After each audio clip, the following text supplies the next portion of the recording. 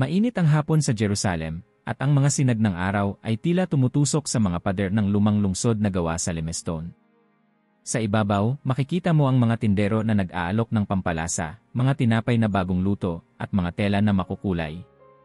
Ang mga kalye ay punang sigaw ng mga nagbebenta at yabag ng mga manlalakbay. Ngunit sa ilalim ng lahat ng ito, may ibang ritmo, isang tibok na hindi naririnig ng ordinaryong tainga. Isang ritmo ng kasaysayan na nabubuhay sa ilalim ng lupa, nakabaon sa bato, naghihintay lamang na muling madiskubre. Before we start, like and subscribe because there are things here that you need to know before anyone else. Alam nyo ba, bulong ng isang matandang gabay sa mga turistang nakatingala sa mataas na plataporma ng Temple Mount, ang bawat butil ng buhangin dito ay may alaala. Bawat bato ay saksi sa panalangin, sa digmaan, sa pagkawasak, at muling pagsilang. Napatahimik ang grupo. Ang ilan ay parang kinilabutan, habang ang iba na may napatingin lang sa paligid, sinusubukang makita kung anong misteryo ang tinutukoy ng gabay. Para sa iba, isa lamang itong atraksyon. Para sa tatlong relihiyon, ito ang sentro ng mundo. At para sa ilang piling tao, ito ang pinakamalaking palaisipan na hindi pa nasusolusyonan. Sa isang maliit na kapehan malapit sa Jaffa Gate, dalawang lalaki ang nag-uusap. Ang isa, may buhok na puti at malalim ang mga mata, si Gabriel Barkay, kilalang arkeologo, tahimik ngunit mabigat ang boses. Ang isa na may mas bata, mas mainit ang dugo, puno ng enerhiya at determinasyon, si Zachi Dvaira, ang kanyang kasamang matagal nang nababalot ng parehong tanong, ano ang tunay na nakatago sa ilalim ng Temple Mount? Hindi ko matanggap Gabriel, ani Zachi, habang pinapagalaw ang tasa ng kape. Daan-daang trak ng lupa, itinapon lang. Walang tala, walang dokumento. Parang binura ang kasaysayan. Tumitig si Barkay sa kanya, mabagal na humigop ng kape, saka nagsalita. Itinapon nila. Pero tandaan mo, Zachi, ang lupa ay hindi nagsisinungaling. Kahit itapon, kahit durugin, nagdadala pa rin siya ng alaala. At sa lupain iyon, maaaring nandoon ang mga piraso ng 3,000 taon. Nagkaroon ng katahimikan. Sa labas ng kapehan, dumaan ang isang grupo ng mga sundalo, ang kanilang mga bota ay umuukit ng tunog sa kalsada.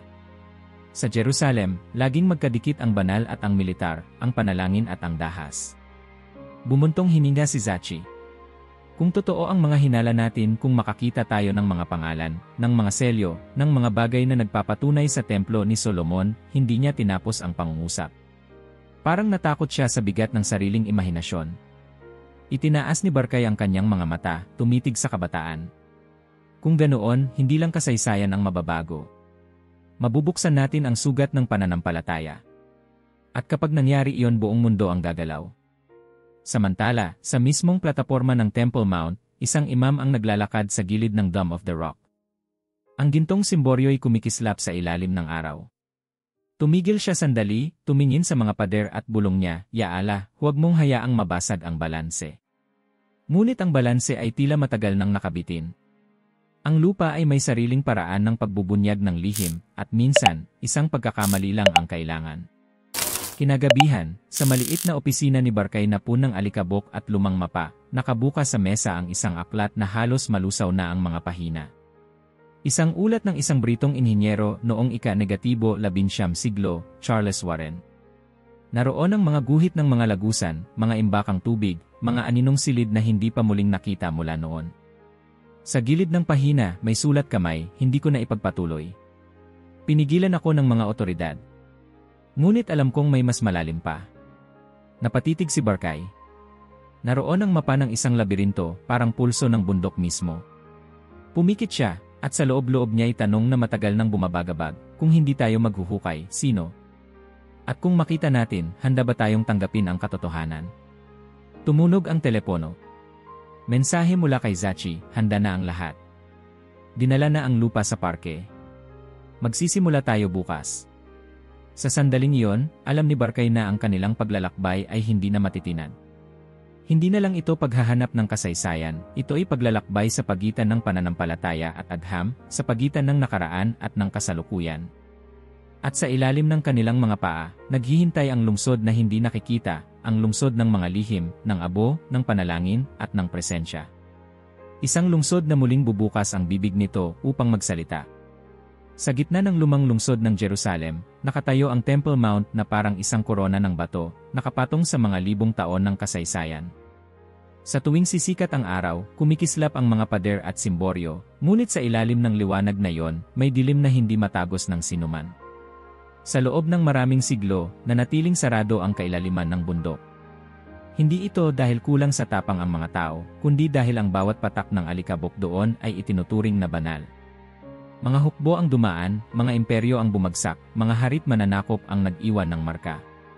Ngunit ang lupa sa ilalim ay parang nanumpang manahimik. Para sa mga Hudyo, maaaring nakatago roon ang banal ng mga banal, ang puwang kung saan lamang ang kataas-taasang pari ang makapapasok minsan sa isang taon. Para sa mga Muslim, ito ang Haram al-Sharif, lugar ng pag-akyat ni Propeta Muhammad sa langit. Para sa mga Kristiyano, ito ang espasyo kung saan naglakad at nangaral si Jesus.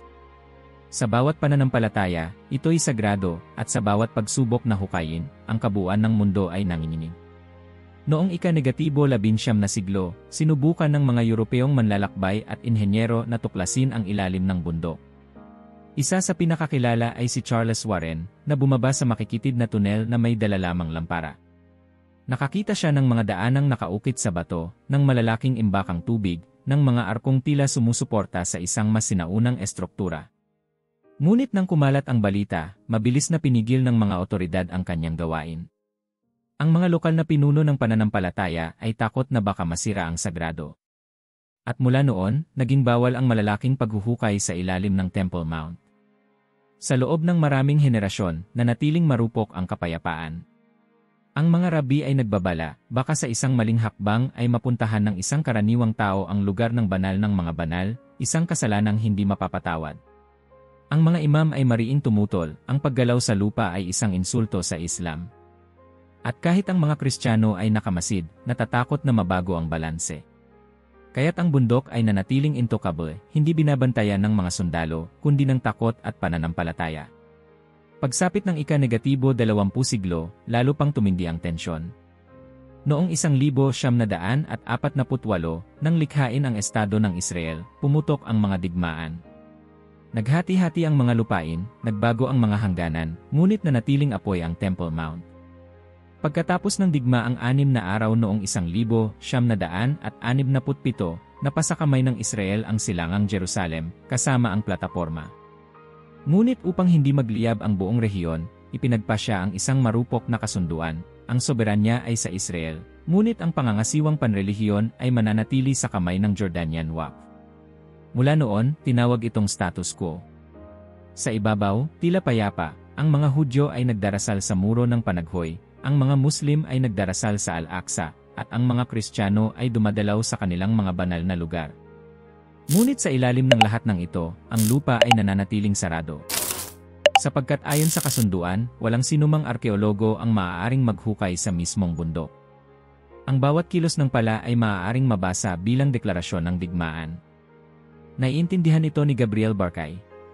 Sa mga unang taon ng kanyang pag-aaral, nakamasid siya sa mga Hudyo na umiiyak sa tabi ng pader, isinusulat ang kanilang mga panalangin at isinisiksik sa bitak ng mga bato. Paano nga ba mahahawakan ng isang siyentipiko ang lupain iyon na may ganoong kabanalan?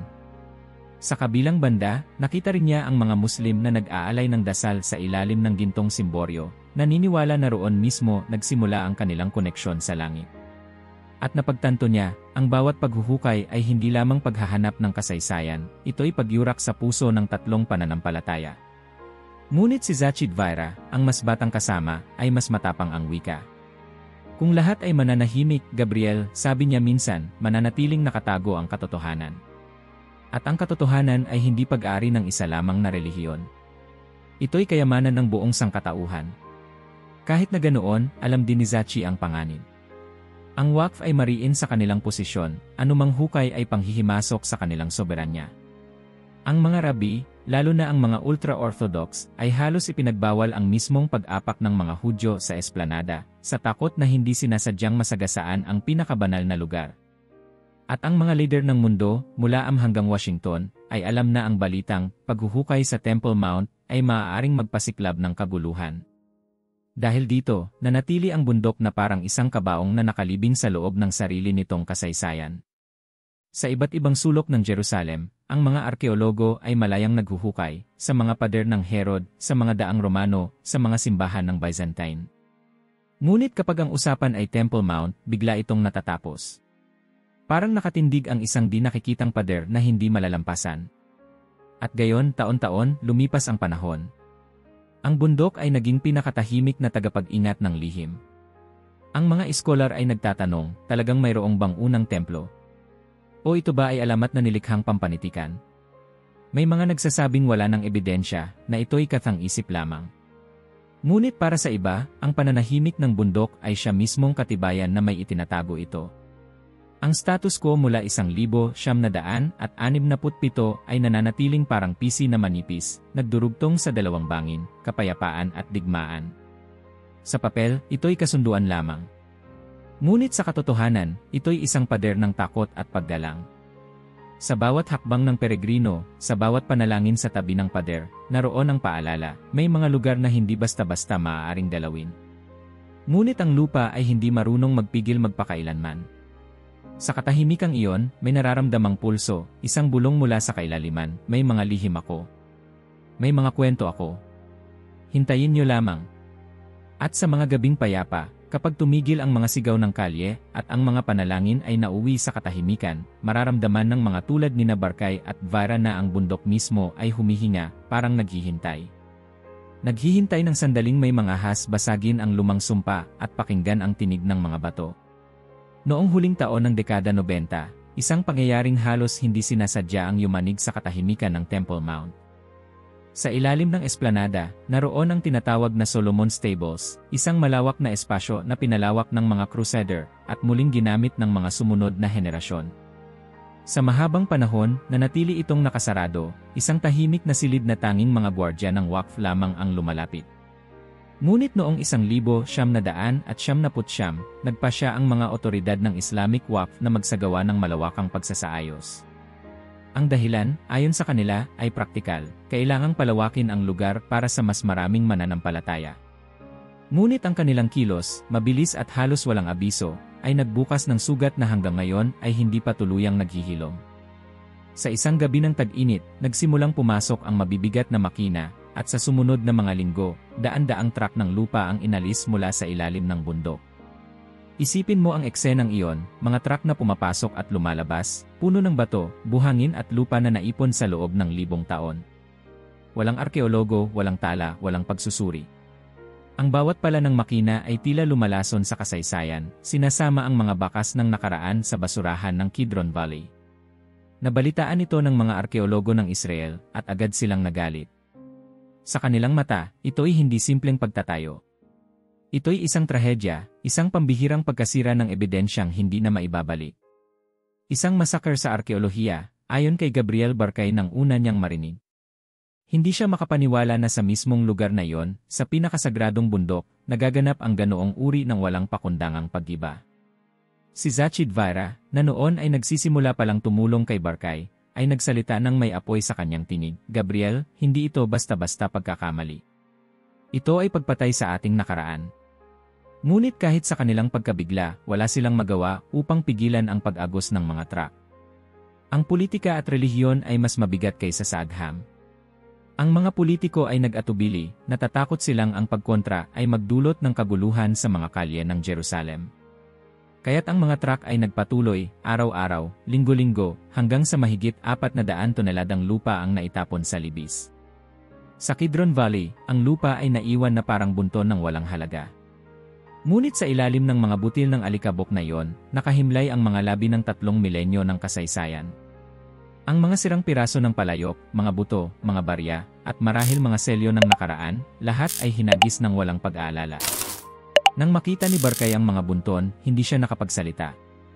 Ang kanyang mga mata ay puno ng galit at panghihinayang. Parang sinunog nila ang ating aklatan, wika niya kay Zachi. Isang aklat na isinulat ng 3,000 taon, at sa isang iglap, winasak nila ang mga pahina. Ngunit sa gitna ng desperasyon, sumibol ang isang ideya. Kung hindi nila mahuhukay ang bundok mismo, baka ang bundok ang lumapit sa kanila. Ang basurang itinapon ay hindi pa huli, maaaring sa mga piraso ng lupa ay naroon pa rin ang mga sagot. At sa sandaling iyon, unti-unting umusbong ang plano para sa isang gawain na walang sinumang nakaisip noon, salain ang bawat dakot ng lupa, hanapin ang bawat bakas ng kasaysayan. Ang desisyong iyon ang magiging simula ng isang kakaibang proyekto, isang pakikipaglaban hindi lamang laban sa alikabok at oras, kundi laban sa mismong paglimot ng tao.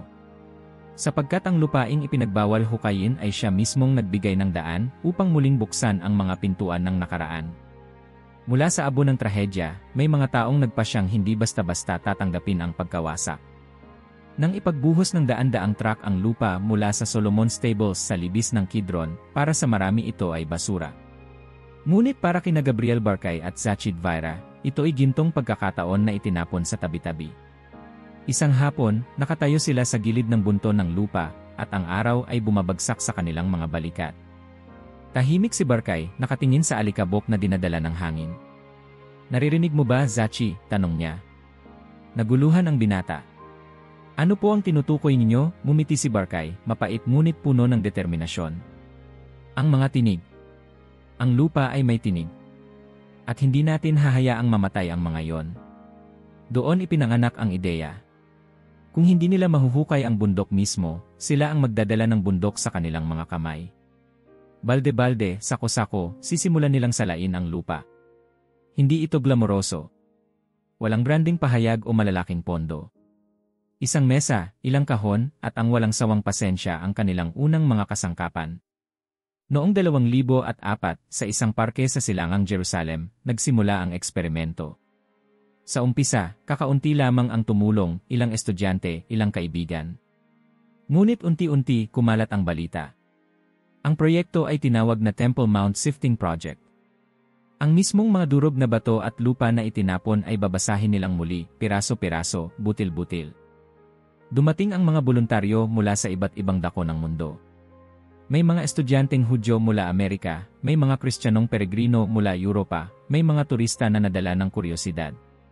Kahit mga pamilya ay sumali, mga bata at matatanda, nakahawak ng pala at tabo. Sa ilalim ng araw ng Jerusalem, ang bawat isa ay nakaluhod sa tabi ng mga lambat, nagsasala ng lupa, naghahanap ng anumang bakas ng nakaraan. "Hindi ako makapaniwala," sabi ng isang dalagang Aleman habang hawak ang maliit na piraso ng palayok. "Ito ba ay tunay na galing sa templo?" Tumingin si Barkay, maingat na kinuha ang piraso. "Hindi ko masasabi agad," tugon niya. Ngunit ito ay galing sa lugar na yon, at bawat butil ng lupa na iyong hinahawakan ay may kwento. Sa unang mga buwan, ang kanilang mga natuklasan ay tila simpleng mga piraso lamang, basag na seramika, mga bakal na pako, ilang piraso ng barya na kalawangin. Ngunit sa bawat isa, naroon ang kasaysayan na dahan-dahang bumabalik.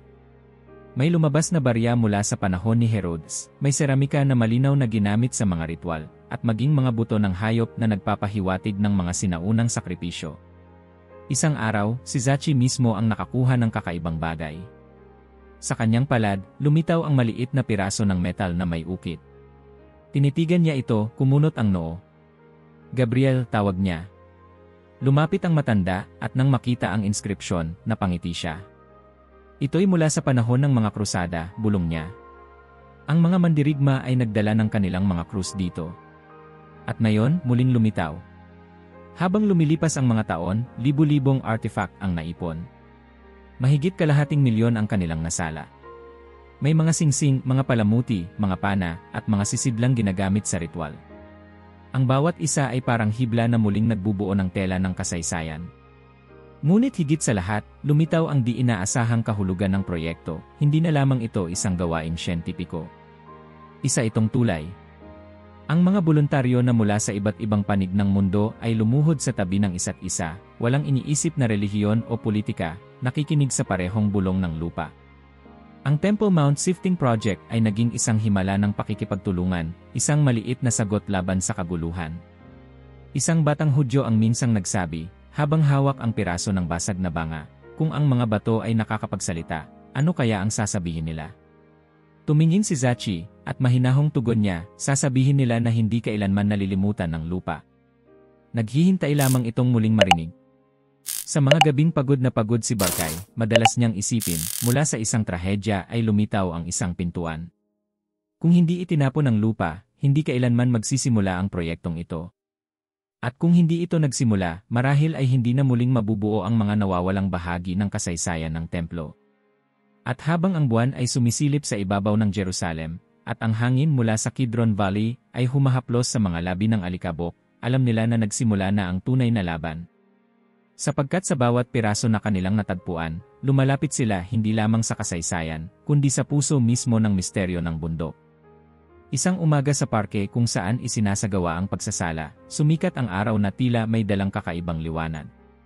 Ang mga boluntaryo ay nakapila, dala-dala ang kanilang mga balde ng lupa mula sa bundok. Ang hangin ay mabigat, at sa bawat pag-uga ng lambat, lumilitaw ang mga piraso ng kasaysayan, mga basag na seramika, mga pako, mga lumang barya. Ngunit sa araw na yon, may isang bagay na umusbong na higit pa sa lahat ng inaasahan. Si Zachi, nakayuko sa kanyang mesa, ay biglang tumigil. Sa kanyang palad, may maliit na piraso ng pinatuyong luad, hindi kalakihan kaysa kuko ng hinlalaki. Sa unang tingin, isa lamang itong sirang putik. Ngunit nang linisin niya ng maigi at itapat sa liwanag, lumitaw ang malinaw na marka, mga titik na nakaukit. Gabriel, sigaw niya, halos nanginginig ang tinig. Agad na lumapit si Barkay, kinuha ang maliit na bagay at tinitigan sa ilalim ng magnifying glass. Tahimik siya ng ilang sandali at ang kanyang mga mata ay kumislap. Ito ay isang bula, bulong niya. Isang selyo. At tingnan mo ang nakasulat, Gaalyahu, anak ni Immer. Napatigil ang buong silid. Ang mga boluntaryo na dati abala ay lumapit, nagsiksikan, nakisilip. Hindi lahat ay nakakaintindi ng bigat ng nakita, ngunit ramdam nilang may kakaiba. Si Barkay, nanginginig ang mga daliri, ay ipinaliwanag, ang pangalang ito ay nakasulat sa aklat ni Jeremias. Ang pamilya ni Immer ay mga pari na naglingkod sa unang templo. Parang biglang bumigat ang hangin. Ang simpleng piraso ng luad ay naging tulay na nagdurugtong sa kasaysayang isinulat sa Biblia at sa pisikal na ebidensya na hawak nila ngayon. Ang mga mata ni Zachi ay nagniningning. Kung totoo ito, Gabriel, hindi lang tayo nakakita ng pangalan. Nakahanap tayo ng tinig mula 3,000 taon na ang nakalipas. Makalipas ang ilang linggo, hindi lang isa kundi marami pang bulay ang lumitaw mula sa lupa. Ang ilan ay may pangalan, ang iba ay may simbolo, mga menora, mga pintuan ng templo, mga kasuotan ng pari. Lahat ay consistent, lahat ay mula sa parehong panahon. Habang dumarami ang mga natuklasan, tumataas din ang tensyon. Ang balita ay hindi maaaring manatiling lihim. Ang mga pangalan at mga selyo ay malinaw na sumusuporta sa pagkakaroon ng unang templo, isang bagay na ilang modernong iskolar ay nag-aalinlangan o itinuturing na alamat lamang. Sa isang pagpupulong, habang hawak ang isang bagong bulay na may malinaw na ukit, mahigpit ang tono ni Barkay. Hindi na ito mga fragment lamang. Ito ay sistema. Ang mga selyong ito ay bahagi ng burokrasya ng templo. Ibig sabihin, hindi lamang totoo ang templo, kundi ito'y gumana bilang sentrong pangrelihiyon at pampamahalaan. Ngunit may mga kasamang nag-aalinlangan. Gabriel, sabi ng isang kasamang arkeologo, hindi ba't mapanganib na ipahayag agad ito? Ang bawat relihiyon ay may sariling pananaw tungkol sa bundok. Ang bawat pangalan na ating ilalabas ay parang apoy na maaring sumiklab sa buong rehiyon. Sumagot si Zachi, mahigpit ang boses, at ano? Mananahimik tayo habang nakahiga ang katotohanan sa ating harap. Ang kasaysayan ay hindi dapat ikulong ng politika. Natahimik ang silid. Ang mga bulay sa mesa ay tila mga matang nakatingin sa kanila, humihiling ng katarungan, humihiling na muling marinig ang kanilang tinig. Sa mga sumunod na araw, lalo pang naging malinaw ang mensahe. Ang lupa mula sa bundok ay hindi basta-basta basura. Ito'y isang aklat na nabasa nilang muli, bawat pahina ay nakasulat sa luwad at abo. At ang mga pahinang iyon ay nagsimulang bumuo ng larawan na hindi maitatanggi. Ang unang templo ay hindi alamat, kundi isang realidad na iniwan ng panahon at ngayon ay muling binuhay ng alikabok. Habang nakaupo sa gabi, nakatingin si Barkay sa mga bulay na nakahanay sa kanyang mesa. Hinaplos niya ang isa, maingat na parang basag na salamin. Sa isip niya, naririnig niya ang bulong ng nakaraan, ang mga pari, ang mga panalangin, ang mga yapak sa loob ng sagradong silid. Ito ang mga tinig ng unang templo, wika niya sa sarili. At hindi na sila mananahimik. Bago pa man nagsimula ang mga modernong proyekto ng pagsasala, at bago pa man nabuo ang kasalukuyang tensyon sa pagitan ng agham at relihiyon, may isang tao na naglakas loob na tumingin sa ilalim ng bundok. Noong ika-19 na siglo, sa panahon ng pamamahala ng mga Ottoman, isang inhinyerong Briton na nagngangalang Charles Warren ang dumating sa Jerusalem, dala ang kakaibang misyon, tuklasin ang mga lihim ng Temple Mount. Si Warren ay hindi isang ordinaryong scholar. Siya ay isang sundalo at inhinyero, may tapang at halos walang pakundangan sa panganib. Noong 1860, sinimulan niya ang kanyang mapanganib na pakikipagsapalaran. Dahil ipinagbabawal ang direktang paghuhukay sa plataporma, gumamit siya ng kakaibang taktika. Naghukay siya ng mga vertical shaft sa paligid ng bundok at mula roon ay lumikha ng mga horizontal na lagusan upang makapasok sa ilalim ng mga pader at pundasyon. Ang kanyang mga tala ay naglalarawan ng nakakapangilabot na paglalakbay. Sa liwanag lamang ng mga lampara, dumadaan siya sa makikitid na daanan, halos gumagapang, habang ang hangin ay mabigat at ang bawat tunog ay nagbabantang pagbagsak. Ngunit ang kanyang katapangan ay nagbunga. Natuklasan niya ang isang labirinto ng mga hindi kilalang espasyo, mga malalaking cistern na kayang maglaman ng libu-libong galon ng tubig, mga hagdanang nakabaon sa bato na tila patungo sa wala, at mga monumental na arko na may lawak na nakabibighani. Isa sa mga pinakatanyag na bahagi ng kanyang natuklasan ay tinawag na Warren's Shaft, isang patayong lagusan na konektado sa isang sinaunang sistema ng tubig. Ang istrukturang ito ay nagbigay ng palatandaan na ang mga sinaunang taga-Jerusalem ay may mataas na antas ng kaalaman sa inhenyeriya, kaya nilang mag-ukit ng mga kanal at imbakan ng tubig ng may kahusayan. Ngunit higit sa teknikal na tagumpay, ang mga tala ni Warren ay nagpaalab ng imahinasyon ng mga susunod na henerasyon. Sa kanyang mga mapa, may mga guhit ng mga silid na tila walang paliwanag, mga espasyong parang sinadyang iselyo, at mga daanang biglang nagtatapos. Ang ilan ay nag-isip na marahil ito ang mga lihim na silid ng templo, mga silid-imbakan ng banal na kagamitan, o mga pasukan patungo sa banal ng mga banal. Isang gabi, ayon sa kanyang journal, habang siya at ang kanyang mga tauhan ay nasa ilalim ng lupa, nakarinig sila ng kakaibang ugong na nagmumula sa malayo, parang humihina ang bato. May mga puwang pa na hindi namin nararating, isinulat niya. Ngunit natatakot akong ang bawat hakbang ay magdudulot ng pagkawasak. Ang kanyang trabaho ay nagdulot ng alarma sa mga lokal na leader. Ang takot na baka matagpuan niya ang pinakabanal na lugar o masira ang pundasyon ng esplanada ay nag-udyok sa kanila na higpitan ang mga patakaran. Sa huli, itinigil ni Warren ang kanyang mga paghuhukay, iniwan ang kanyang mga tala at mapa bilang nag-iisang ebidensya ng kanyang mga natagpuan. Ngunit ang kanyang pamana ay hindi namatay. Ang kanyang mga mapa at guhit, na puno ng misteryo, ay naging gabay para sa mga modernong arkeologo. Ang bawat linya na kanyang iginuhit ay parang pahiwatig, isang piraso ng palaisipan na kailangang buuin. Para kina Gabriel Barkay at Zachid Vieira, ang mga tala ni Warren ay parang tinig mula sa nakaraan, humihiling na ipagpatuloy ang hindi niya natapos. Sa mga pagpupulong ng mga modernong mananaliksik, madalas na binubuksan ang mga lumang pahina ng journal ni Warren. Doon, makikita ang mga anotasyon na puno ng tanong at pagdududa. Ano ang nasa likod ng dingding na ito? Bakit may hagdanang patungo sa wala? Sino ang nagtago ng mga silid na ito? At sa bawat pagbasa, muling nabubuhay ang misteryo. Ang mga ulat na ito ay nagbigay inspirasyon sa paggamit ng mga makabagong teknolohiya. Kung noon ay may hawak lamang si Warren na lampara at lubid, ngayon ay may radar, sonar, at tomography na handang tumagos sa bato. Ngunit kahit gaano ka-advance ang kagamitan, nananatiling pareho ang tanong, may nakatago bang mga silid sa ilalim ng bundok, at kung meron, ano ang laman nito? Sa gabi, habang nakaupo si Barkay sa kanyang opisina, madalas niyang isipin ang tapang ni Warren. Isang Ingles na walang takot, na humarap sa dilim ng bundok ng mag-isa, iniwan ang mga marka para sa mga darating. Hindi siya nakatapos, bulong ni Barkay minsan kay Zachi, ngunit marahil, tayo ang nakatakdang magtapos ng kanyang sinimulan. At sa bawat hakbang na ginagawa ng mga modernong siyentipiko, laging nakasabit sa kanilang balikat ang alaala ng inhinyerong iyon, ang unang nagbukas ng pinto sa labirinto sa ilalim ng lupa.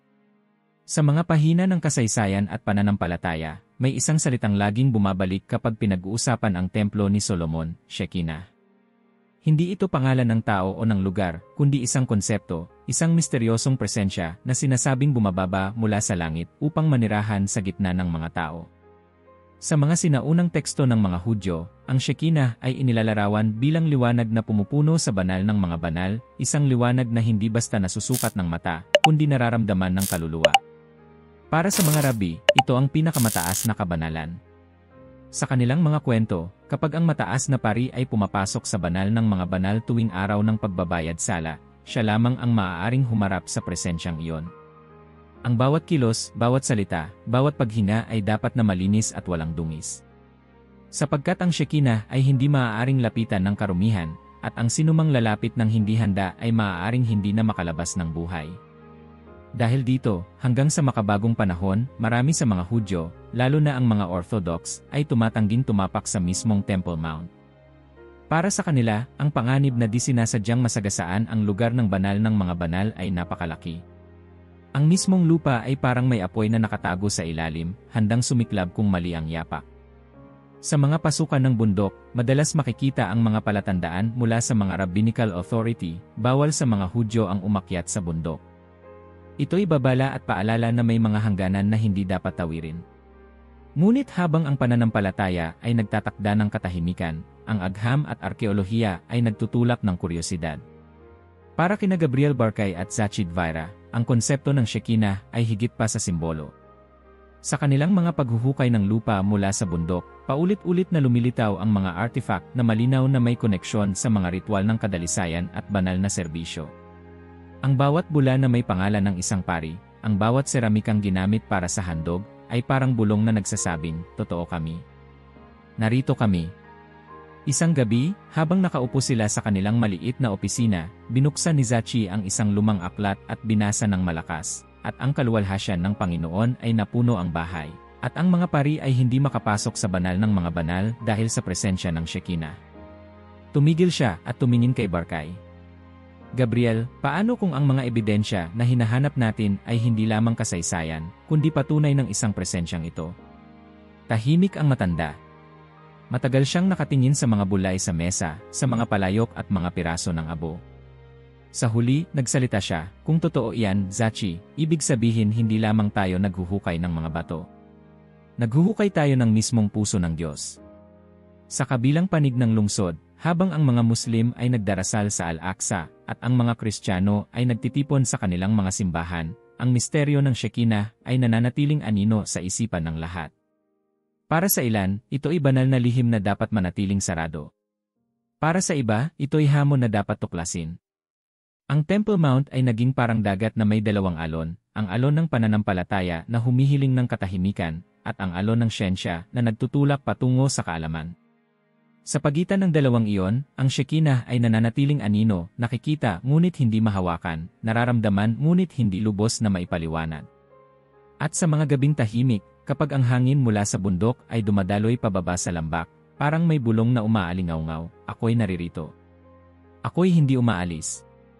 Makalipas ang higit isang siglo mula nang mag-iwan ng mga linya sa kanyang journal si Charles Warren, muling bumalik ang mga guhit at hinala sa gitna ng usapan. Ngunit ngayon, hindi na lampara at lubid ang gamit, kundi makabagong teknolohiya. Mula 2021 hanggang 2023, habang ang politika at relihiyon ay nananatiling hadlang sa direktang paghuhukay, ang mga siyentipiko ay humanap ng ibang paraan upang makasilip sa ilalim ng bundok nang hindi hinahawakan ang mismong lupa. Ang kanilang sandata ay hindi pala at martilyo, kundi ground-penetrating radar, ERA. Sa pamamagitan ng malalakas na signal na tumatagos sa bato at nagbabalik bilang mga imahe, unti-unti nilang inilarawan ang hindi nakikitang mundo. Ang bawat alon ng radar ay tila tanong na ibinabato sa bundok, at ang mga aninong bumabalik ay sagot, mga sagot na puno ng palaisipan. Sa unang mga pagsukat, ang mga linya sa monitor ay parang walang saysay, mga kurba at mga liwanag na walang hugis. Ngunit habang paulit-ulit na binabalikan, nagsimulang lumitaw ang mga forma, tuwid na linya na hindi gawa ng kalikasan, mga hugis parihaba na tila silid, at mga bakas ng hagdan na bumababa sa ilalim ng lupa. Nang makita ni Gabriel Barkay ang mga unang resulta, halos hindi siya makapagsalita. "Zachi," bulong niya, "ito'y hindi kalikasan. Ito'y gawa ng tao." Nakayuko si Zachi sa mga imahe, at ang kanyang mga mata ay kumislap. At hindi basta-basta gawa ng tao. Ito'y eksaktong nasa mga tala ni Warren. Inilabas nila ang mga lumang mapa ng Briton. Sa ibabaw ng lamesa, inilatag ang mga guhit ni Warren, makakapal na linya, mga markang tila walang koneksyon. Sa tabi nito, inilagay ang bagong digital na resulta ng year. Isa-isang itinugma ni Zachi ang mga linya, isang silid na nakaharang, isang hagdanang biglang nagtatapos, isang buwang na parang sinadyang isara. At doon naganap ang nakakakilabot na pagtutugma, halos eksakto ang pagkakahanay ng mga mapa ni Warren at ng mga datos ng radar. Ang mga puwang na kanyang iguhit noong 1860 ay muling lumitaw, makalipas ang mahigit isang siglo, sa tulong ng teknolohiya. Hindi siya nagkamali, sabi ni Barkay, halos pabulong. Ang lahat ng kanyang nakita, totoo ang lahat. Habang lumalalim ang kanilang pagsusuri, mas lumalaki ang misteryo. May mga silid na tila nakahanay sa isa't isa, na parang bahagi ng isang arkitektura na planado at banal. May mga lagusang biglang nagwawakas, parang sinadyang eye block. At may mga espasyo na wala sa mga kasaysayang tala, mga lugar na walang nakakaalam kung bakit ginawa. Isang gabi, habang nagtitipon ang grupo sa kanilang maliit na opisina, nakasindi lamang ang mga monitor at ilaw ng radar. Si Zachi, nakatitig sa mga data, ay biglang nagsalita, "Gabriel, kung totoo ang mga ito, ibig sabihin may mga silid na selyado ng higit sa 1,000 taon. At walang sinuman ang muling nakapasok." Sumagot si Barkay, mabagal, puno ng bigat ang boses, at marahil may dahilan kung bakit isinara ang mga yon. Tahimik ang silid. Ang bawat isa ay ramdam ang panginginig ng posibilidad. Hindi na ito basta paghahanap ng mga sirang palayok o lumang barya. Ang mga imaheng ito ay nagmumungkahi ng mas malalim, mga selyadong silid na maaaring konektado sa mismong puso ng templo. Ngunit kasabay ng sigla ay ang takot. Sapagkat kung ang agham ay makakakita ng mga silid, paano kung buksan? Ano ang magiging epekto sa pananampalataya, sa politika, sa kapayapaan ng lungsod? Sa labas ng bintana, ang Dome of the Rock ay kumikislap sa ilalim ng buwan. At sa loob, ang mga siyentipiko ay nakaupo, parang mga bantay sa pagitan ng dalawang mundo, ang mundo ng siyensya at ang mundo ng banal. Sa mga screen, ang mga anino ng mga silid ay patuloy na sumasayaw, mga anino na nagsasabing, "Naririto kami. Mula pa noon. At hinihintay namin kayo." Habang patuloy ang paggamit ng teknolohiya upang imapa ang mga anino sa ilalim ng bundok, dumating ang pagkakataon para sa isang mas konkretong tuklas. Sa paligid ng Western Wall, kung saan pinahihintulutan ang ilang legal na paghuhukay, sinimulan ng mga manggagawa ang maingat na paglilinis ng mga guho ng isang sinaunang estruktura. Ang kanilang mga kamay ay dahan-dahang nag-alis ng mga batong durog, bawat kilos ay parang paghawak sa mismong balat ng kasaysayan. Isang araw, habang ang araw ay sumisinag mula sa silangan, natagpuan nila ang ilang hakbang na tila nakabaon sa lupa. Sa una, parang ordinaryong bahagi ng isang pader. Ngunit nang linisin at hubarin ang mga durog na bato, lumitaw ang isang sinaunang hagdanan na direktang inukit sa limestone. Ang mga hakbang ay makitid, kinain ng panahon, ngunit malinaw na gawa ng kamay ng tao. "Gabriel," sigaw ng isa sa mga manggagawa. Agad na lumapit si Barkay, at nang makita ang hagdanan, halos bumilis ang tibok ng kanyang puso. "Ito ay hindi simpleng hagdan," bulong niya. "Ito'y pasimula ng isang pasukan." Ang hagdanan ay bumaba sa isang maliit na silid, isang antechamber. Sa mga pader nito, nakaukit ang mga krus, mga simbolo ng pananampalatayang Kristiyano. Ang mga guhit ay kupas, halos nabura ng panahon, ngunit malinaw na nagmula sa panahong Byzantine. Ang silid ay marahil ginamit bilang isang lugar ng panalangin ng mga Kristiyano, ilang siglo matapos ang pagkawasak ng ikalawang templo. Ngunit ang pinakamahalaga ay hindi ang mga krus sa dingding, kundi ang nasa ilalim ng sahig. Nang mas lalo nilang linisin ang lugar, natagpuan nila ang isang mas matandang estruktura, mga bloke ng bato na napakalaki, halos kasing laki ng tao, pinagsama ng may kahanga-hangang katumpakan. Ang estilo ng pagkakagawa ay hindi tumutugma sa panahon ng Byzantine, ni sa Romano. Ang mga ito'y mas luma, mas sinauna. Inilawan ng kanilang mga lampara, kitang-kita ang kinis ng mga ibabaw, at ang eksaktong pagkakahanay na parang walang pagitan. "Mga cyclopean blocks," bulong ni Zachi. Ganito rin ang nakikita sa mga pader na kaugnay ng panahon ni Solomon. Tahimik si Barkay, nakatingin sa mga bato na tila humihinga ng kasaysayan. "Ito'y pundasyon," sabi niya. "At hindi ito pundasyon ng Byzantine. Hindi rin ito Herodian.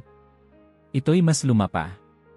Habang sinusuri nila, napansin nila ang kakaibang pagkakaayos ng mga bloke. Ang ilan ay nakatayo na parang haligi, ang iba na may patag na parang base. At higit sa lahat, ang lokasyon ng silid ay tumutugma sa ilang paglalarawan sa mga sinaunang teksto. Kung totoo ang iniisip ko, wika ni Barkay, halos hindi marinig, maaaring nasa ibabaw tayo ng isang bahagi ng unang templo. Ang mga batong ito ay maaaring mismong pundasyon ng bahay na itinayo ni Solomon. Natahimik ang buong koponan. Sa loob ng silid, ang mga krus ng Byzantine ay nagmistulang mga anino lamang sa ibabaw ng mas sinaunang istruktura. Parang dalawang mundo ng pananampalataya ang nagtagpo, ang Kristyanismo at ang Judasmo, pinagdugtong ng mga bloke ng bato na mas matanda pa kaysa alinman sa kanila. Lumapit si Zachi, hinaplos ang gilid ng isang bloke. Ang malamig na bato ay parang pumipintig. Gabriel, sabi niya, kung ito ay tunay, hawak natin ang mismong selyo ng kasaysayan. Isang selyo ng bato na nagkukumpirma na sa ilalim ng lahat ng ito, naroon ang pinagmulan. Sa gabing iyon, bumalik sila sa kanilang mga opisina, dala ang mga guhit at sukat ng bagong tuklas. Inilatag nila sa tabi ng mga mapa ni Warren at ng mga resultang galing sa year. At muling tumugma ang lahat, ang hagdanan, ang silid, at ang mga aninong nakita sa ilalim. Ang misteryo ay lumalim. Hindi lamang ito usapin ng mga artifact na natagpuan sa lupa. Ngayon, may pisikal na estrukturang nakatago na sumisilip mula sa ilalim ng mga siglo. Isang antechamber ng Kristiyano na itinayo sa ibabaw ng mas sinaunang pundasyon, parang palimpses na isinulat ng kasaysayan, patong sa patong, pananampalataya sa ibabaw ng pananampalataya. At sa katahimikan ng gabi, habang nakatingin sa mga guhit ng malalaking bloke, muling bumulong si Barkay, ito na ang unang selyo ng bato. Ang unang pahiwatig na ang mga alamat ay hindi lamang alamat. May katotohanan sa ilalim ng lahat ng ito. Habang lalong lumalalim ang kanilang pagsisiyasat sa ilalim ng Temple Mount, isang bagong hiwaga ang lumitaw, hindi sa anyo ng mga pader o hagdanan, kundi ng tubig. Sa gitna ng kanilang mga pag-aaral, natuklasan ng mga siyentipiko ang mga puwang sa bato na hindi umaayon sa natural na anyo. Nang masusing suriin, natuklasan nilang ito ay bahagi ng isang komplikadong sistema ng tubig, mga sisterna, mga kanal, mga aqueduct, at mga daanang inukit ng may matinding katalinuhan. Sa una, akala ng ilan ay simpleng mga imbakan lamang upang tipunin ang tubig ulan. Ngunit habang mas marami silang natutuklasan, mas lumalabas ang katotohanan, ang mga cistern na ito ay hindi basta mga hukay. Ang bawat isa ay magkakakonekta, may mga daanang nagbibigay daan sa kontroladong pagdaloy ng tubig mula sa isang imbakan patungo sa iba. May mga overflow channel din na nagsisiguro na hindi bumabaha at hindi nasasayang ang mahalagang tubig. Gabriel, wika ni Zachi habang tinitingnan ang bagong mga sukat, hindi ito basta estruktura. Ito'y isang disenyo. May lohika, may layunin. Tumango si Barkay, halos hindi makapaniwala. At higit sa lahat, ito'y mas luma kaysa inaakala natin. Ang ganitong uri ng engineering ay hindi dapat umiiral noon. Ngunit narito ito at nakahanay mismo sa mga paglalarawan ng Biblia. Naalala nila ang isinulat sa aklat ng mga kronika at sa aklat ng hari, ang paghahanda ni Haring Ezekias upang tiyakin ang patuloy na daloy ng tubig patungo sa templo. Sinasabi sa kasulatan na ipinaukit ni Ezekias ang mga kanal at imbakan upang ang mga pari ay may magagamit para sa paglilinis, paghuhugas ng mga sisidlan, at paghahanda ng mga sakripisyo. At ngayon, sa ilalim ng lupa, tila mismong kumpirmasyon ang mga nakatagong kanal na ito. Kung iisipin mo, dagdag ni Barkay, hindi lamang ito teknikal na proyekto. Ito'y banal na infrastruktura. Ang bawat patak ng tubig ay nakalaan para sa ritual. Ang bawat kanal ay idinisenyo para sa kabanalan. Habang lumalalim ang kanilang pagsusuri, lalo pang lumitaw ang koneksyon, ang ilang malalaking cistern ay matatagpuan sa ilalim mismo ng lugar na ayon sa mga sinaunang teksto ay kinaroroonan ng altar ng mga handog.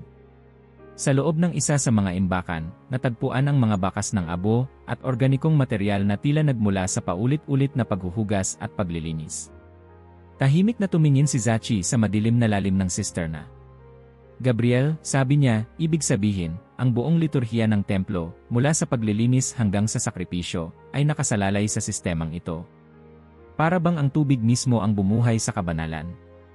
At sa sandaling iyon, naliwanagan sila sa mas malawak na larawan, ang templo ay hindi lamang gusali ng ginto at kahoy. Isa itong makina ng kabanalan, dinisenyo ng may perpektong lohika, kung saan ang bawat elemento, apoy, insenso, at tubig ay may papel sa pakikipag-ugnayan ng tao at ng Diyos. Naging malinaw na ang mga tagapagtayo ng unang templo ay hindi lamang mga mananampalataya, kundi mga henyo ng inhenyerya. Kaya nilang pagsamahin ang teknolohiya at pananampalataya upang masiguro na ang ritual ay tuloy-tuloy, ang kabanalan ay hindi napuputol. Habang nakaupo sila sa tabi ng mga bagong guhit at datos, halos maramdaman nila ang daloy ng tubig sa ilalim ng lupa. Parang musika itong umaagos sa mga bato, bumubulong, ako ang buhay ng ritual. Ako ang daluyan ng kabanalan. Sa ilalim ng bundok, ang sikreto ng tubig na buhay ay muling lumitaw, hindi lamang bilang teknikal na hiwaga, kundi bilang patunay na ang pananampalataya at inhenyerya ay minsan nagsanib upang lumikha ng pinakabanal na espasyo sa mundo. Habang mas pinapadali ng teknolohiya ang kanilang pag-aaral ng mga lagusan at cistern sa ilalim ng Temple Mount, may isang tuklas na higit na nagpatibay sa kanilang paniniwala na ang templo ay hindi lamang alamat. Sa gitna ng network ng mga kanal at imbakan ng tubig, natukoy nila ang isang napakalaking reservoir na nakapwesto ng eksakto sa ilalim ng lugar na ayon sa mga sinaunang kasulatan ay kinaroroonan ng altar ng mga handog. Ang hugis nito ay hindi likas. Ang mga dingding ay maingat na inukit mula sa solidong limestone, tuwid ang mga gilid, at ang sahig ay may mga kanal na tila idinisenyo upang saluhin ang anumang likido. Nang masusing inaral ng mga siyentipiko ang latak sa loob, natagpuan nila ang makapal na patong ng abo na hindi maipapaliwanag bilang simpleng alikabok. May mga bakas din ng organikong material, mga nalalabing buto at pinong piraso ng tissue na sinunog hanggang sa halos maging pulbos. Tahimik na nakatingin si Gabriel Barkay habang inilalagay ng kanyang mga kasama ang mga sample sa mga lalagyan para sa pagsusuri. Ito, wika niya, mabigat ang tinig, ay hindi lamang isang imbakan ng tubig. Ito'y saksi. Isang saksi sa mga ritual na ginanap dito libong taon na ang nakalipas. Lumapit si Zachi, hawak ang isang maliit na piraso ng nasunog na buto. Gabriel, anya, halos pabulong, ang mga bakas na ito ay tumutugma sa mga hayop na inaalay ayon sa Levitico. Mga tupa, mga kambing, at mga toro.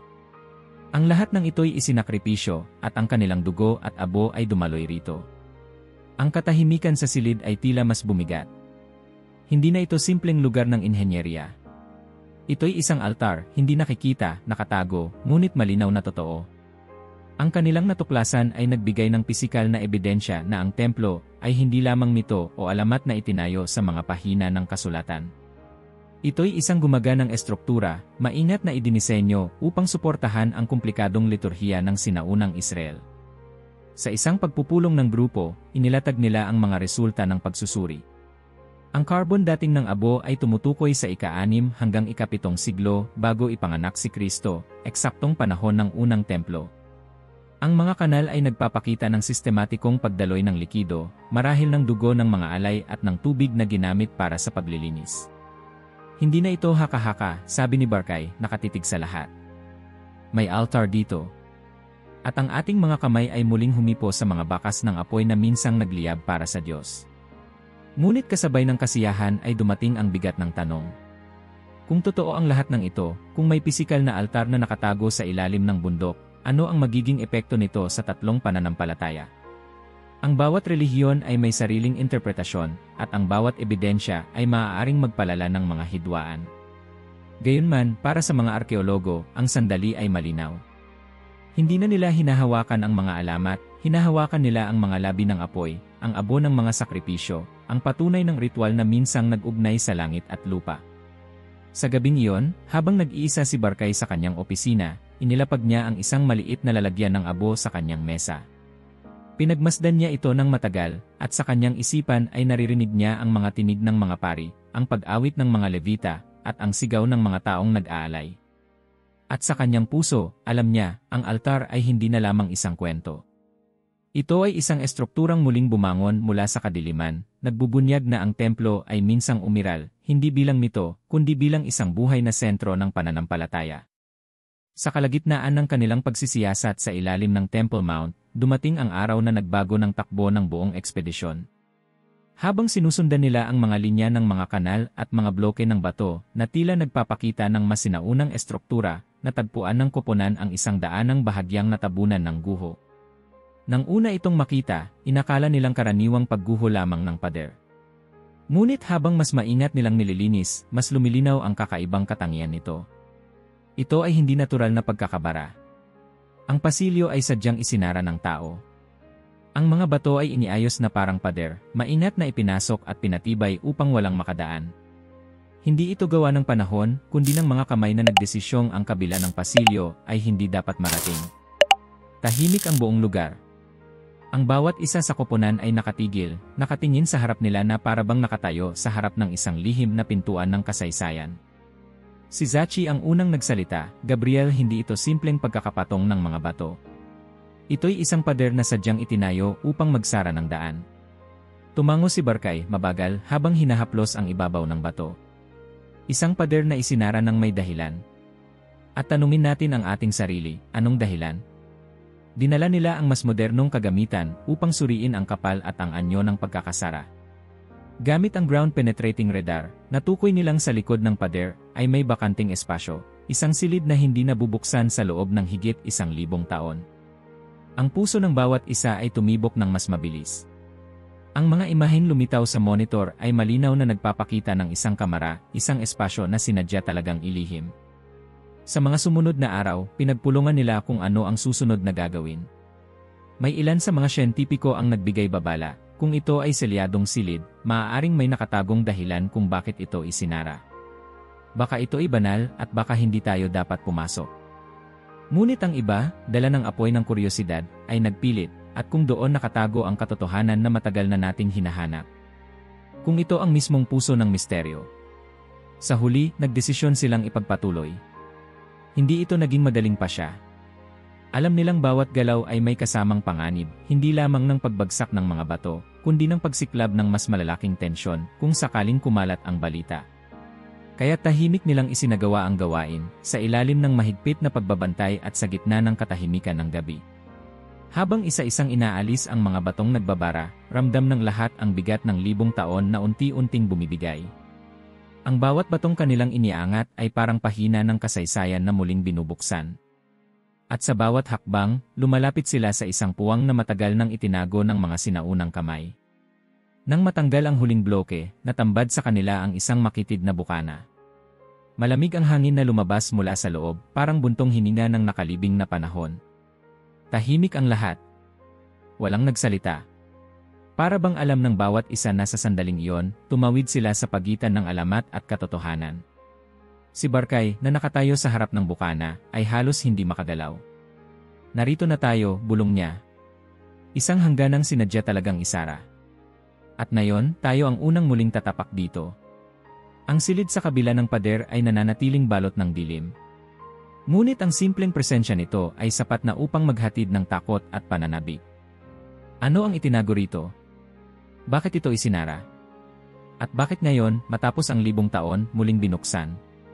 Sa mga tanong na ito, ang ekspedisyon ay muling sumuong sa mas malalim na hiwaga.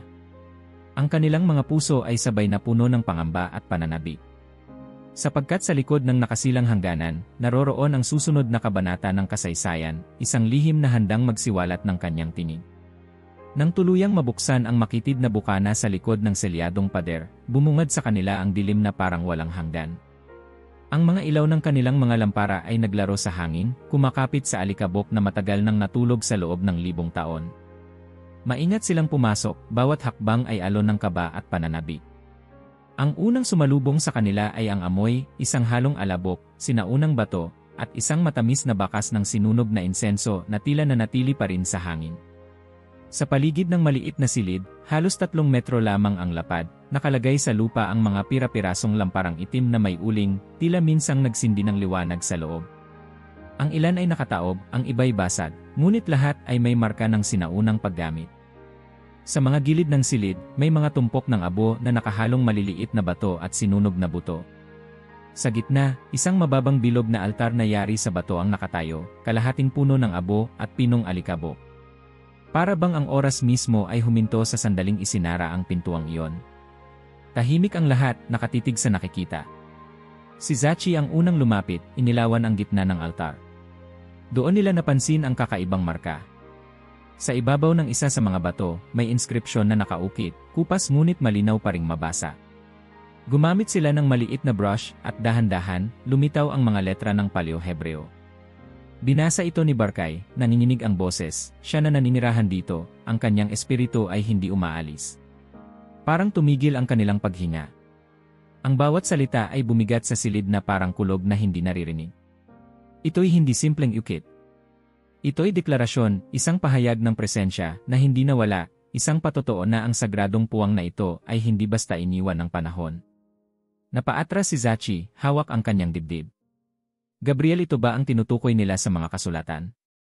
Ang lugar kung saan nanirahan ang Shekinah. Tahimik si Barkay, nakatitig sa mga letra na parang kaharap ang mismong nakaraan. Bulong niya. Ito'y tinig mula sa banal ng mga banal. Isang mensahe na iniwan upang malaman natin na ang presensya ay narito pa rin. Napatigil ang lahat ng siyentipiko, pati ang mga voluntaryo na kasama nila. Walang nagsalita. Tanging ang mga lamparang nakasindi ang sumasayaw ang ilaw sa mga dingding, naglalabas ng mga aninong tila naglalaro sa paligid nila. Ang silid ay hindi lamang guho. Isa itong sagradong presensya, isang lugar na parang hindi dapat galawin. Sa sandaling iyon, nagtagpo ang agham at pananampalataya. Ang mga arkeologo ay dumating na may mga instrumentong teknikal, ngunit ang kanilang mga kaluluwa ay halos lumuhod sa bigat ng nakita. Hindi ito ordinaryong ebidensya. Ito'y mismong puso ng alamat, ngayon ay naging katotohanan. Ang mga lampara, wika ni Zachi, halos pabulong, ang insenso, ang abo, lahat ay patunay na may ritual dito.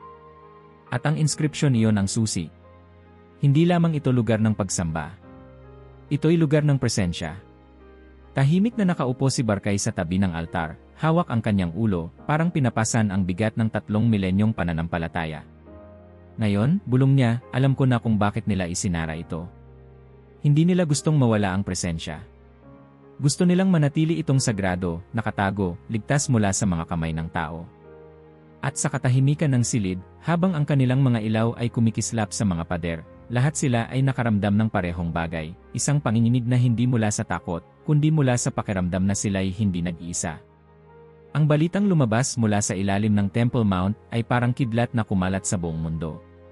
Sa simula, lihim itong ibinulong sa mga akademikong lupon, pinag-usapan sa mga pribadong pagpupulong, ngunit mabilis na kumalat ang mga detalye.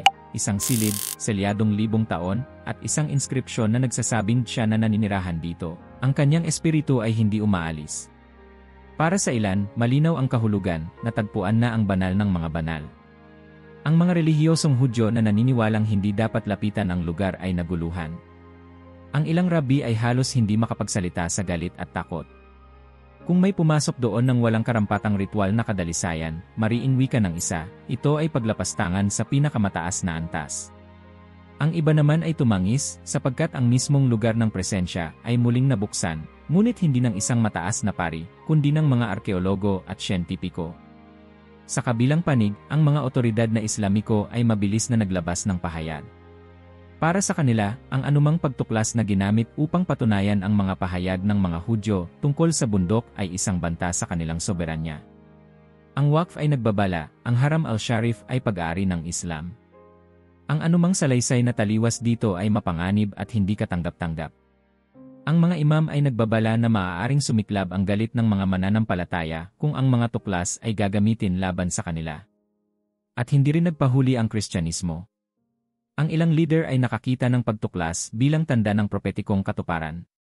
Ito'y patunay, sabi ng isang obispo, na ang mga salita ng kasulatan ay higit pa sa simbolo. Ang Diyos ay minsang tumahan sa lupa, at may ebidensya tayo ngayon. Ngunit ang iba ay nanawagan ng pag-iingat, natatakot na ang pagbibigay kahulugan sa mga natagpuan ay magpapalala lamang ng mga lumang sugat sa pagitan ng 3 pananampalataya. Samantala, sa mga akademikong lupon, sumiklab ang matinding diskusyon. Ang ilan ay nagsabing hindi maikakaila ang pisikal na ebidensya, ang mga lampara, ang insenso, ang abo, at higit sa lahat, ang inskripsyon. Ang iba ay nagduda, tinatawag itong sobrang interpretasyon, marahil daw ay isang simpleng silid ritual na hindi kinakailangang konektado sa banal ng mga banal. Sa mga universidad, nagsimula ang mainit na pagtatalo. Ang ilan ay nagsabing ang mga bulay at artifact mula pa noong unang proyekto ng pagsasala ay ngayon ay may malinaw na konteksto. Ang iba ay nanindigan na wala pang ebidensyang ganap na nagpapatunay na mismong templo ni Solomon ang kanilang natagpuan. Ngunit kahit na paano pa man ito ipaliwanag, hindi maikakaila ng lahat na ang pagtuklas ay may bigat na hindi kayang baliwalain. Habang lalong kumalat ang balita, lumala rin ang tensyon sa mga lansangan ng Jerusalem. Sa paligid ng Western Wall, mas marami ang nagtipong mananampalataya, ang ilan ay umiiyak, ang ilan ay sumisigaw ng panalangin. Sa kabilang dako ng Haram al-Sharif, libu-libong Muslim ang nagmartsa, dala ang mga bandila, nagbababala laban sa anumang pagtatangkang, angkinin ang kanilang sagradong lugar. Ang lungsod ay muling naging pugad ng apoy, isang pulbura na naghihintay ng maliit na gatong. Sa gitna ng kaguluhan, si Gabriel Barkay ay tahimik na nakaupo, nakahawak sa kanyang noo. Alam niyang ang kanilang tuklas ay higit pa sa agham. Ito'y isang sandata na maaaring magbigay linaw, ngunit maaari ring magpaliyab ng digmaan. Zachi, bulong niya, akala ko ang ating trabaho ay para sa kasaysayan. Ngunit ngayon, ito'y para sa kapayapaan o kaguluhan ng buong mundo. Si Zachi, bagamat mas bata at mas matapang, ay napatigil din tinitigan niya ang mga larawan ng inskripsyon, ang mga bagay na kanilang natagpuan, at ang mga mukha ng mga taong nagtitipon sa lansangan. Gabriel, anya, siguro ito ang presyo ng katotohanan. Hindi ito laging ligtas. Hindi ito laging magaan. Ngunit hindi rin ito maaaring itago. At sa gabi, habang ang mga balita ay umiikot sa mga screen sa buong mundo, ang mga siyentipiko at mananampalataya, ang mga politiko at leader, lahat ay nakatali sa parehong tanong, ano ang ibig sabihin ng pagtuklas na ito? Ito ba'y biyaya mula sa Diyos, o sumpa na magpapasimula ng bagong kaguluhan? Ang Temple Mount, minsan pang naging sentro ng mundo, hindi lamang ng pananampalataya, kundi ng politika, agham, at kapalaran ng sangkatauhan. Matapos ang kaguluhan na dulot ng kanilang natuklasan, napilitan ang mundo ng agham at pananampalataya na huminto at mag-isip. Ang mga lider relihiyoso ay nagbabantang magpahayag ng pagbabawal, ang mga politiko ay takot sa posibilidad ng kaguluhan, at ang mga siyentipiko naman ay alam na hindi na maaaring baliwalain ang kanilang nakita. Ngunit may isang bagay na malinaw, hindi na sila maaaring bumalik sa dati. Ang Temple Mount ay nagsalita na, at ang tanong ngayon ay paano pakikinggan ang tinig nito nang hindi winawasak ang kasalukuyang balanse. Sa halip na mga pala at martilyo, sinimulan ng mga mananaliksik ang pagtuon sa mga teknolohiyang hindi invasive, mga paraan upang sumilip sa ilalim ng lupa nang hindi kinakailangang hukayin ito. Isa sa mga pinaka-promising na opsyon ay ang muon tomography, isang pamamaraan na gumagamit ng mga cosmic particle na tumatagos sa bato. Sa pamamagitan nito, maaaring makabuo ng detalyadong imahe ng mga nakatagong puwang, mga silid, at mga pasilyo, nang hindi nag-aalis ng kahit isang butil ng lupa. Para kina Barkay at Vira, ito'y tila isang himala ng makabagong agham. Gabriel, wika ni Zachi, habang nakatitig sa mga bagong ulat, kung nagkaroon ng teknolohiyang ito noong panahon ni Warren, baka matagal nang natuklasan ang lahat ng ito. Ngumiti si Barkay, bagamat pagod at mabigat ang iniisip. Ngunit marahil hindi pa handa ang mundo noon. Ngayon, kahit na mayroon na tayo ng ganitong teknolohiya, hindi pa rin sigurado kung handa na ang sangkatauhan sa katotohanan. Mula 2024, nagsimula na ang mga plano para sa isang internasyonal na kooperasyon. Ang ilang unibersidad mula Europa, Amerika, at maging mula Asya ay nag-alok ng tulong. Ang mga pondo ay inilalaan, at ang mga inhinyero ay nagdidisenyo ng mga aparato na maaaring ilagay sa paligid ng bundok upang sukatin ang mga puwang sa ilalim. Ngunit kasabay nito, dumarating din ang takot. Ang mga politiko ay nagtanong, kung makita natin ang mga silid, ano ang gagawin natin? Paano kung ang mga ito'y lubos na magpatunay sa isa sa mga relihiyong nakapaligid dito? Hindi ba't mas magdudulot ito ng digmaan kaysa kapayapaan? Ang mga relihiyosong pinuno naman ay nagbabala, ang mga bagay na banal ay hindi dapat gawing eksperimentong pang-agham. Ang paglapastangan ay maaaring magdala ng sumpa. Ngunit ang mga siyentipiko ay nagpatuloy, dala ng pananabik at pananampalataya sa kaalaman.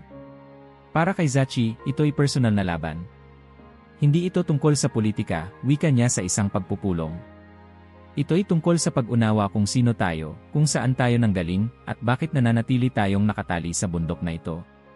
Sa isang tahimik na gabi, nakaupo si Barkay sa kanyang opisina, nakatitig sa mga larawan ng inskripsyon mula sa silid na kanilang natuklasan.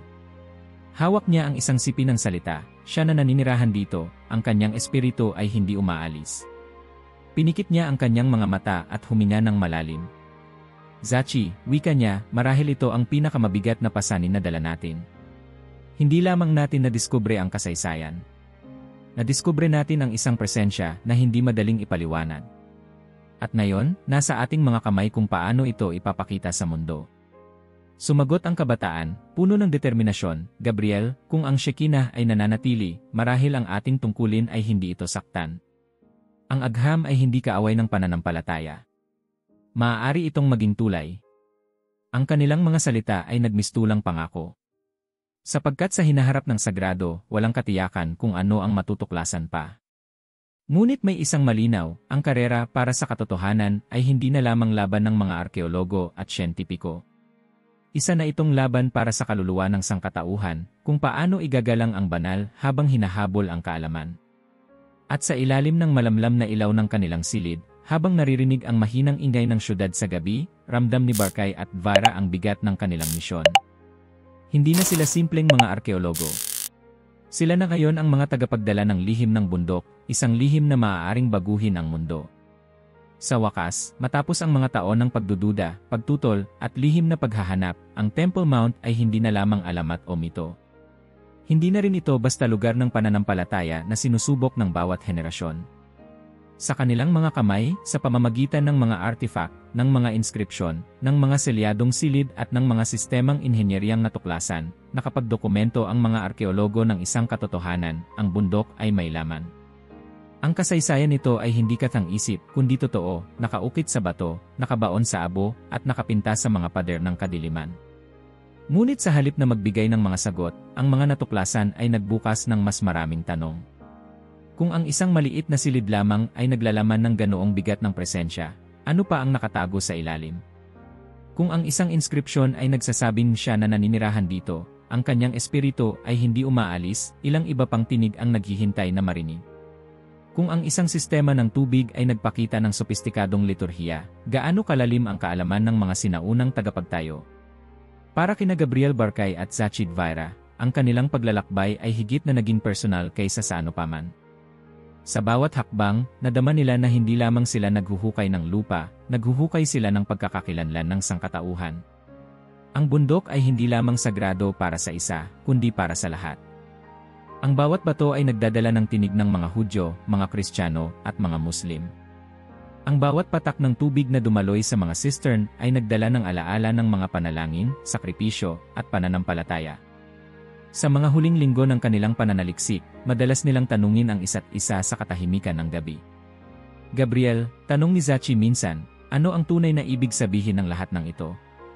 Katunayan ba? Pananampalataya ba? O simpleng paalala na hindi natin kailanman ganap na mauunawaan ng Diyos? Matagal bago sumagot ang matanda. Siguro, Zachi, ito'y lahat ng iyon. Ang kasaysayan at pananampalataya ay hindi magkaaway. Sila'y dalawang anyo ng parehong liwanag. Ang ating tungkulin ay hindi patunayan ng Diyos, kundi pakinggan ang kanyang mga baka sa kasaysayan. At doon nila natanto na ang Temple Mount ay hindi na maaaring makita bilang isang simpleng gusali o lupaing pinagtatalunan. Isa itong puso ng mundo, isang sentrong espiritual kung saan ang banal at makalupa ay nagtagpo. Ang mga taong nagdasal dito, mula kay Solomon hanggang kay Jesus, mula kay Muhammad hanggang sa milyon-milyong mananampalataya ngayon, lahat ay iniwan ang kanilang anino sa mga pader at bato. Ngunit ang pinakamahalaga ay ito, sa unang pagkakataon sa kasaysayan, hindi lamang nila tinitingnan ang bundok mula sa itaas, mula sa mga simboryo, mga pader, at mga panalangin. Sa wakas, sila'y tumingin mula sa loob. At sa loob, natagpuan nila hindi lamang kasaysayan, kundi presensya. Hindi lamang mga guho, kundi tinig. Hindi lamang mga alamat, kundi katotohanan. At sa kanilang huling gabi sa site, habang ang buwan ay sumisinag sa Dome of the Rock, at ang mga panalangin ay umaalingaw sa hangin, ang bundok ay tila bumubulong, ako ang puso ng mundo. Ako'y narito, hindi ako umaalis. At ang inyong paglalakbay ay saka pa lamang nagsisimula. If you've made it this far, leave a like and subscribe because news like this, you should be the first to know.